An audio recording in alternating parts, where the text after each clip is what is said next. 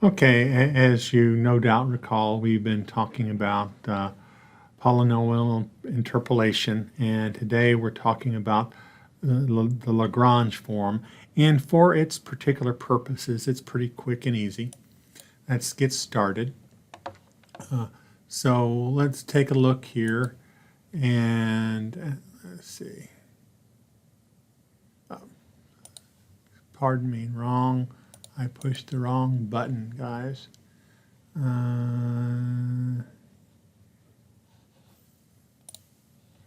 Let's see.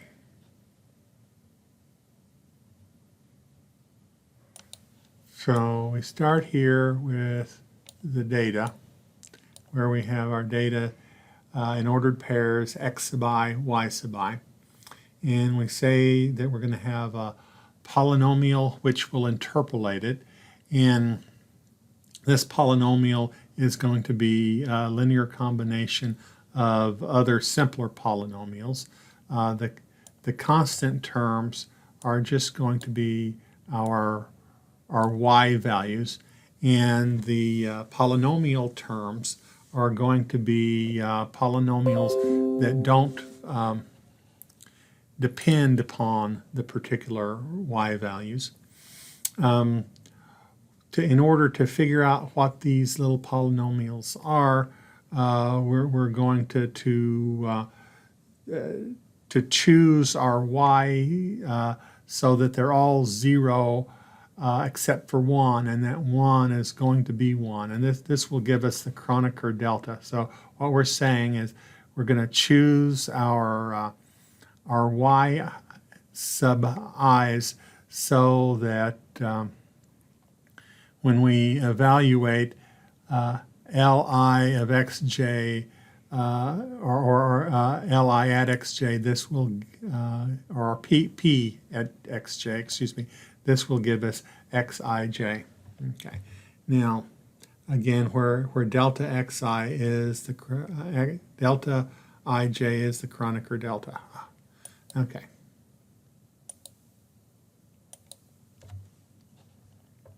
Okay. So say I equals j equals 0. Then when we evaluate L sub 0 at x sub 0, this will give us some constant, then x0 minus x1, x0 minus x2, all of this product. And so here on the left-hand side, we have 1. Here on the right-hand side, we have a product of constants. We can solve for c, and this will give us that c is equal to 1 over the product of x 0 minus xi, x0 minus x2, and so forth. So this product, so we're taking the difference of x0 with all of the other values of x, and we're multiplying them together. Okay, so if we roll this value of c back into our statement for L sub 0, it gives us this nice little product. It has a nice pattern to it. It is that L, if we can do this for any subscript, and so it gives us that our polynomial Li of x is equal to the product for all I not equal to j of x minus x sub j over x sub I minus x sub j. Okay. All right, so let's see how this works out with real numbers.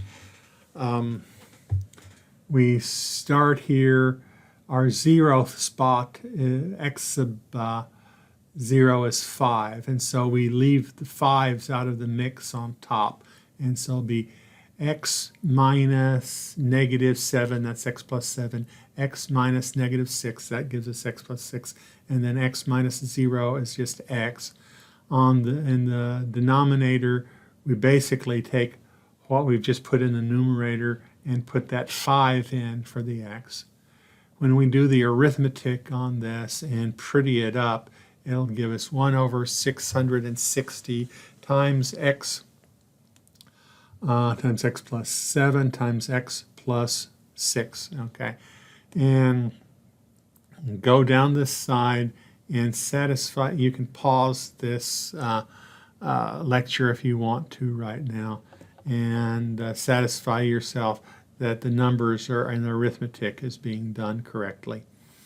And so we can get our p of x to be a combination of these polynomials that we've figured out with using the y's as their coefficients.